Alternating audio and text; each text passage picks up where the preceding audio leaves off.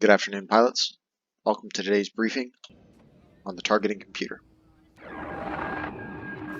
We'll be learning the basics of the targeting computer, how to use it, and the information that the targeting computer provides to our pilots. By default, at the start of a match, your targeting computer will be empty. For this briefing, we will be using a U-wing, although this information applies to all fighters in Star Wars Squadrons. When you initially target an enemy, the enemy's information will be displayed on your targeting computer.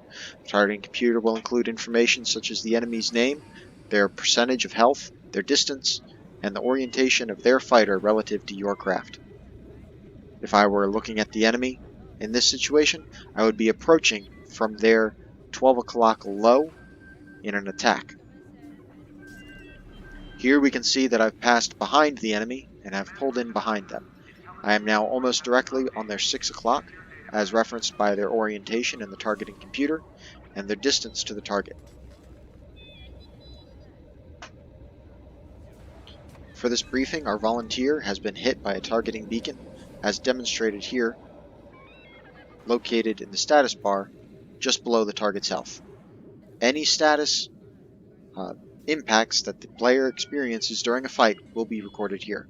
That will include things like repair droids, resupplies, points, targeting beacons, any sort of ion damage that the target receives, or tractor beams.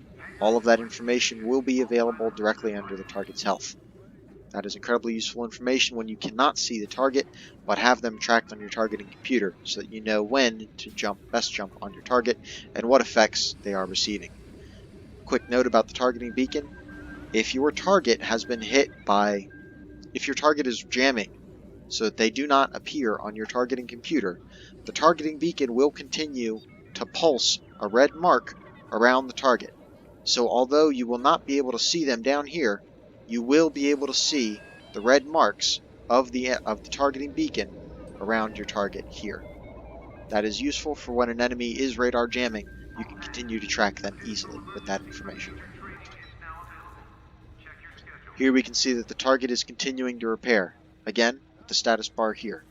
Although their health has decreased, we can use the status bar to see that they are repairing, resupplying, and are no longer affected by our targeting beacon.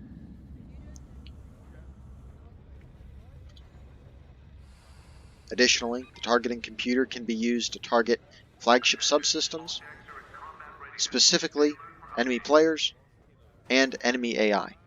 This is critical for fleet battles when you need to either target individual systems, target enemy players, or target only AI. It is also incredibly useful for support craft, who can then target their squadron members for fast resupply.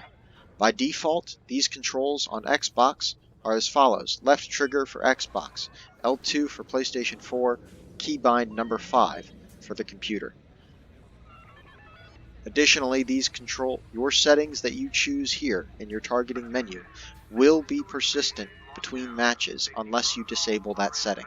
I highly recommend keeping this setting on by default and occasionally checking your control in the menu. The way to bring up the menu is to hold these buttons. If you are on console, you will need to hold these buttons. So, instead of tapping L2 or left trigger to target the person ahead, you hold, you pull up the menu, you select enemy squadron, target players, enemy AI, target AI, flagship systems if you need to do an attack run. This is useful because then you can get in underneath a shield of, say, a Star Destroyer and quickly lock onto your target instead of trying to fire or target it manually by simply selecting target ahead. You can also filter out the enemy AI because by default, your targeting wheel is set to target all enemies.